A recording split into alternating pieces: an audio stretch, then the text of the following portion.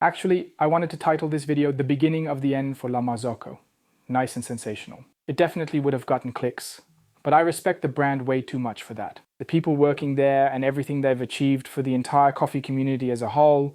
That's why in this video I primarily want to explain what's concerning me, because this is the DeLonghi Linea Classic. Yes, you heard that correctly. It's a bit surprising, isn't it? DeLonghi Linea Classic, let it melt on your tongue. And this here, well, this is also a part of it all indeed. The Linea. Mini by La Marzocco, the cult machine we all adore and admire, and the fact that these two here share the exact same name, sitting at the core of my table, that is precisely the issue we're facing now.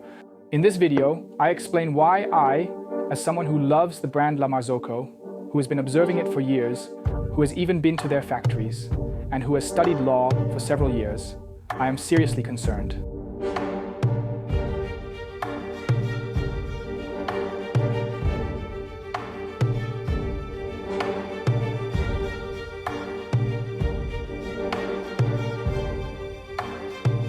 In December 2023, DeLonghi successfully managed to acquire the majority stake in La Marzocco.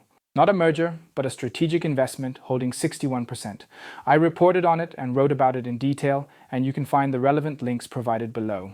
The entire arrangement was presented and communicated as a long-term strategic partnership. La Marzocco was intended to remain independent, continue operating autonomously, and was essentially integrated into a new coffee impact hub that included other prominent brands. But we know, whoever pays the bills decides, controls, shapes, and then a lot can be claimed in any given press release. The question, of course, is ultimately what will also be reflected in the products, what will be presented in the coming years, and what will genuinely manifest itself in the actual work and output of these two brands moving forward. And from that, barely a year later, in December 2023, taken over and presented in spring 2025, came an espresso machine called the Linea Classic. Produced not by La Marzocco, but instead manufactured within the production facilities of DeLonghi itself. Chapter 2. Linea as a brand. Significant, protected, and charged. Linea is far more than just an espresso machine, and definitely not merely a product name. Linea stands for a myth. Since the early 90s, the La Marzocco Linea Classic has been an iconic and enduring symbol. It is found in cafes worldwide, and many of us who are now working in the hospitality industry or are baristas today learned how to make espresso on the Linea Classic. I myself and our team have conducted numerous trainings on the machine. The machine genuinely achieved substantial significance and widespread recognition because of its continuous presence in many Starbucks stores lasting well into the mid-2000s. When Starbucks began shifting more towards fully automatic coffee machines, many Linea Classics suddenly became quite affordable, and small cafes as well as roasteries eagerly purchased the machines second-hand, adopted them, which significantly boosted the brand's popularity and cult-like status.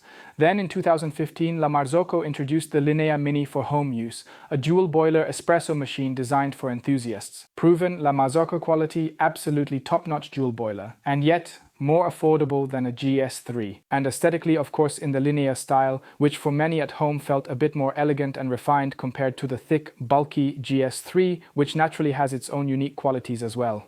Linea is trademarked worldwide. Switzerland, the EU, the USA, the WIPO. Owner, La Marzocco. The brand is officially registered for espresso machines.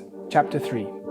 The DeLonghi Linea Classic, a completely different machine. And now? Well, now you've got a DeLonghi Linea Classic sitting right here in front of you. You're watching an AI-generated English translation of one of our coffee videos originally recorded in German. Well, not right now. At this very moment, it's me, real, live, original. But before and after this little transmission, it's back to AI translation. For many years now, we have been reviewing espresso machines and espresso grinders at Kaffeemacher in German. Having already tested more than 50 espresso machines and more than 80 grinders, we have realized that many of you watch our German videos with English subtitles. So we have decided to translate our existing content to English using AI. As soon as our English channel hits 10,000 subscribers, we'll start to produce all new videos directly in English. No AI involved, just us. A completely different espresso machine, €200, absolute entry-level segment, featuring a thermoblock.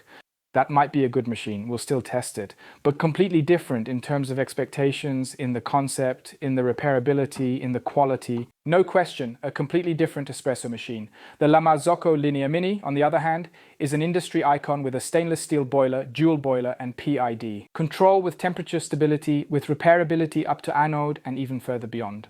It's built to last. That's craftsmanship. It's simply a phenomenal machine. In contrast, the DeLonghi Linea Classic, a true entry-level machine for beginners, equipped with a thermoblock, thus relatively quick to use, relatively easy to operate. The machine aims to allow you to easily make your first espresso and dive into the world of espresso making to get started. And this is exactly where the problem lies, because they have the same name.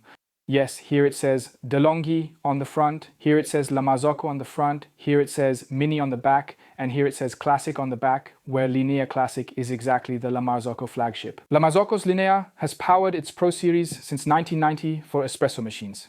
And that's exactly the core issue here. They represent entirely different machines designed for completely distinct markets, which significantly complicates the brand concept.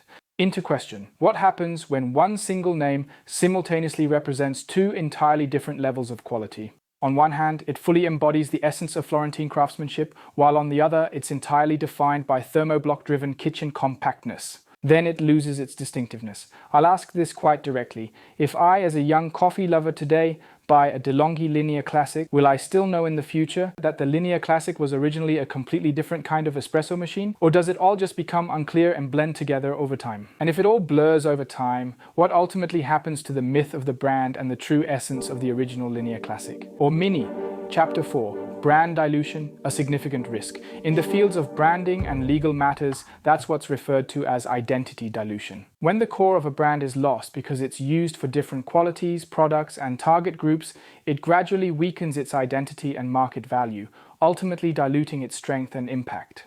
And I truly believe that's precisely what's happening here with a brand that for decades stood as the ultimate benchmark in espresso machine craftsmanship. It's suddenly transforming into a brand that manufactures machines specifically designed for the entry-level segment. At first glance, it might appear to be a smart strategic decision, as perhaps there's a subtle hint of La Marzocco in the design of the new machine.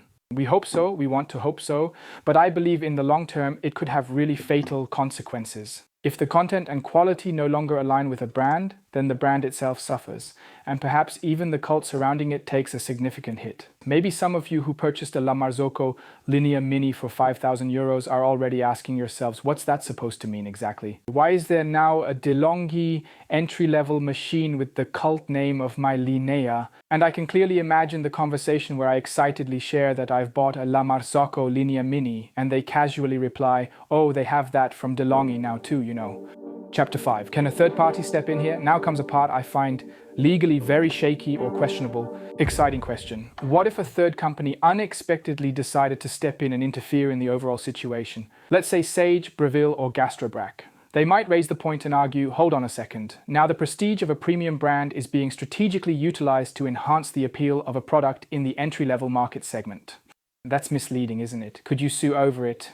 From a trademark law standpoint, almost certainly not, because you're not the rights holder, but perhaps through competition law. Then the issue would revolve around deceptive origin practices or exploiting established reputation. But it's much more likely to be a different scenario. Namely, a third party comes along and says, hey, I'll just register my own brand with the name Linea, and argues, well, the term has become generic by now, doesn't belong exclusively to anyone anymore, isn't really defined anymore, and hasn't retained its clear brand identity. Then the brand is actually in danger. Chapter 6. Utilization within a corporation. No free pass. Now comes an often overlooked point. Just because two companies belong to a corporation, they can't simply use brands as if it were a self-service shop without restrictions. In US law, that's pretty clearly defined and strictly regulated. If a company uses a brand that's formally owned by another entity, even if both are part of the same corporation, then the use has to be controlled and contractually specified. Otherwise, the brand can lose protection or, in the worst scenario, even become invalid. That's called abandonment, due to a lack of control over a brand. For La Marzocco, this means that even if you continue to use the brand in a high-quality manner, and you do, it can become a problem. When DeLonghi now also uses the brand, slaps it on various products without it being formally and properly documented, which we sincerely hope and are quite confident is indeed the case in this specific situation. Because in the end, the question arises, is La Marzocco linearly still being consistently used in line with its original claim? The use of the brand by DeLonghi on these thermoblock machines could already be viewed or acknowledged as a significant example of uncontrolled and inconsistent usage practices, and that would be legally super tricky. Because even if La Marzocco continues to build high-quality espresso machines, competitors could of course say, but the name is now diluted and is being used for different quality levels, and the whole thing is cross-company. Cross-group, and indeed without any brand coherence. It all sounds a bit technical and complicated, but at its core, the question is really who oversees ensuring that a strong brand is internally consistent, strategically and competently utilized. Because if not, it risks losing both its symbolic significance and legal value entirely. And that's not just a risk for La Marzocco, it's a serious threat to the entire brand's core identity and essence. Chapter 7. Brand architecture and strategic short-sightedness. In some other cases, you see successful corporations leave strong brands to operate independently. They fully grasp that a strong brand is not merely a name, but a compelling narrative, a meaningful story, and a vibrant community. I genuinely wonder why DeLonghi is pursuing this specific path. Why not simply choose a different term or concept instead? Why not create a new sub-brand instead? Why not concentrate on leveraging your own unique strengths? There are plenty of those. Perhaps the entire thing is just an experiment, or maybe it's a well-thought-out, calculated move. They likely decided, well, we're achieving tremendous success on a massive scale, consistently producing impressive numbers with our entry-level espresso machines. If we borrow a bit from the cult status and the strong reputation of the Linea brand and integrate it with our entry-level espresso machines, maybe there's a real opportunity to push things even further ahead, successfully and effectively. Perhaps we can extract even greater value from this approach. Maybe we can manage to connect this entry-level segment more closely with our established high-quality standards and reputation. Maybe, in any case, a super risky, bold move. Perhaps Linea should naturally evolve into a kind of overarching umbrella brand identity. Maybe there should be Lineas in various segments within this entire corporate brand architecture construct to keep things fresh, dynamic, engaging, and innovative. The problem I see is that brand architecture, it's not solely a purely economic issue. It's about semantic clarity, about identity, and when suddenly a term like Linea Classic is supposed to apply both to a €200 espresso machine with a thermoblock over here and on the other side to a 5,000 plus La Marzocco, then this clarity gets blurred and the result is an erosion of perception, a weakening of differentiation, and medium or long term, a loss of trust. Because brands are promises, and when the same promise is made for different machines with varying qualities, it ultimately leads to confusion and undermines the brand's credibility in the long run. Then in the end, it inevitably leads to a significant loss of trust in precisely that brand or the promise it represents. And that truly can't be in anyone's interest, but I fear, and that's why I spent so much time considering the title, this step, this decision signals the start of a process that could lead to the erosion of a brand's value, namely Linea. Chapter 8, what La Marzocco would need to do now. So far, La Marzocco has not publicly commented on this entire matter, perhaps out of corporate loyalty, perhaps because they no longer have control. But from my perspective, it would now be high time to create clarity here, because the identity of a brand like La Marzocco, it exists, it is built on trust, clear differentiation, and also on unwavering integrity. And when exactly this integrity is compromised or shaken by the use of the name Linea on noticeably simpler products developed by third parties, even if it's within the same corporate group, then action must be taken. I sincerely hope that La Marzocco speaks out clearly and firmly here. What does the name Linea stand for? Which products are allowed to bear it? Where is the line between homage and erosion? Yes, and I strongly believe that La Marzocco must make a real effort here to clarify these matters, to set internal corporate boundaries, because Linea is not just any asset that you can slap on anything that sounds Italian and makes espresso for the sake of reach and sales growth.